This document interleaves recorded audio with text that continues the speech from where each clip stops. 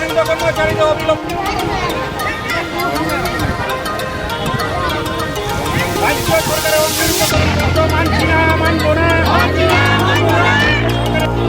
স্বাস্থ্য দপ্তরের অনিয়মিত কর্মচারী সব এক হও। করতে হবে, অবিলম্বে অনিয়মিতকরণ কথা বন্ধ করতে হবে।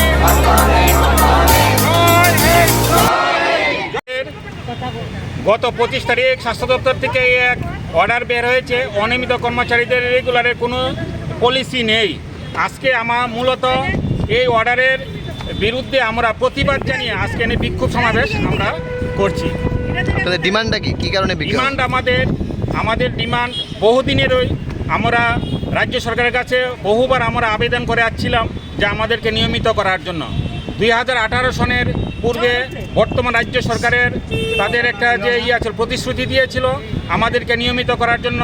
তখন প্রাক্তন মুখ্যমন্ত্রী বিপ্লব দেব মহোদয় আমাদেরকে প্রতিশ্রুতি দিয়েছিলেন যে আমরা ক্ষমতায় আসতে পারলে আমরা 3 মাসের মধ্যেই আমরা রেগুলার করব।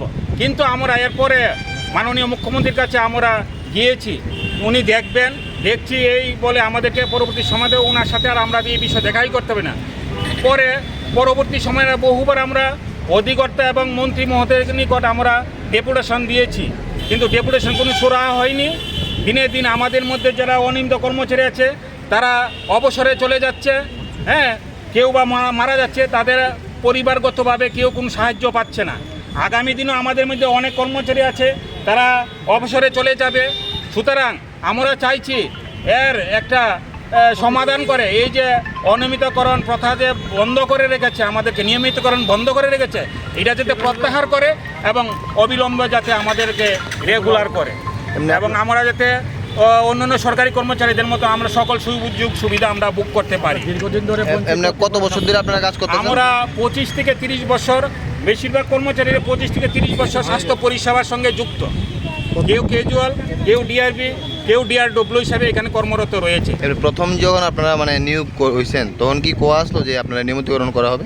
প্রথম আমরা যখন নিয়োগ হয় আমাদেরকে কেউ ক্যাজুয়াল, কেউ ডিআরবি বা ডিআরডব্লিউ হিসেবে নিয়োগ করেছিল। তখন একটা তৎকালীন সরকারের সময় একটা 10 বছর কমপ্লিট হওয়ার পরে তাদেরকে নিয়মিতকরণের সরকারের একটা রুল ছিল। এরপর বর্তমান সরকার ক্ষমতা আসার আগে বলছিল আমাদেরকে নিয়মিতকরণ করবে, তো দেখা গেল কিটা বর্তমান সরকার আসার 4 মাসের মধ্যেই নিয়মিতকরণ যে 10 বছরের যে রুল ছিল সেটারে বন্ধ করে দিয়েছে এবং বলেছিল যে এটা রিভিউ করবে, কিন্তু রিভিউ করতে হবে তাদের 7 বছর চলে গেছে। রিভিউর কোনো এখনও আমরা কিন্তু উত্তর পাইনি, সরকার কি করবে না করবে এখন আমরা বুঝতে না। কিন্তু এখন আমরা চাইছি যাই হোক অবিলম্বে আমাদেরকে যে নিয়মিত করুক, নিয়মিত করে আমাদের যে অন্যান্য কর্মচারীর মতন সুযোগ সুবিধা যদি প্রদান করে, আমরা অবসরে চলে যাওয়ার আগে অন্তত কিছুটা দিন আমরা নিয়মিতকরণের স্কেল পেয়ে অন্তত আমরা বাঁচার মতন একটা জীবন যাতে আমরা পাই, এর জন্য আমরা সরকারের কাছে আমরা বিনতভাবে অনুরোধ রাখছি। কতজন রয়েছেন? আমরা স্বাস্থ্য দপ্তরে 950 জনের মতন আমরা অনিয়মিত কর্মচারী রয়েছি। আপনার নাম? আমার নাম রতন দেবনাথ, অনিয়মিত কর্মচারী আর স্বাস্থ্য বিভাগের অনিয়মিত কর্মচারী বৃন্দের আমি সম্পাদক।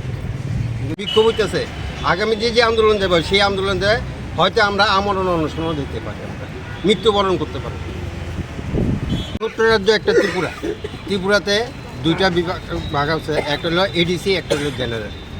এই রাজ্য সরকারে তো সবই কর্মচারী তো রাজ্য সরকারের আন্ডারেই আছে, এডিসি বলো না জেনারেল বলো সবটাই কর্মচারী রাজ্য সরকারের আন্ডারে আছে।